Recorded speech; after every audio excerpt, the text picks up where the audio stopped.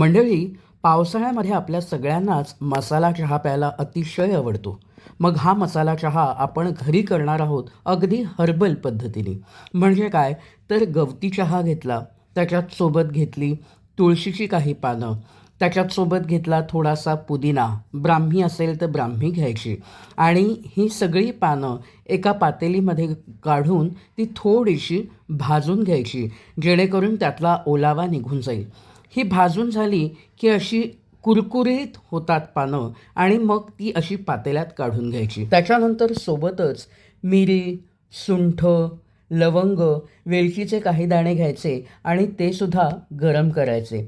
हे सगळं गरम झालं की मिक्सरमध्ये घालायचं आणि त्याची बारीक पूड करून घ्यायची. आता ही बारीक पूड झाल्यानंतर आपण जी आधी पानं घेतली होती आणि जी सुकवली होती ती पानंसुद्धा घ्यायची आणि तीसुद्धा मिक्सरमध्ये टाकायची. मिक्सरमध्ये ही पानंसुद्धा बारीक करून घ्यायची आणि मग ही हिरवी पानं जी बारीक झालेली आहेत आणि आत्ता जे आपण आलं, लवंग, मिरी हे सगळं मिश्रण करून घेतलं, ते मिश्रण आणि या पानांचं बारीक झालेलं मिश्रण एकत्र करायचं की तयार आहे आपला हर्बल मसाला चहा.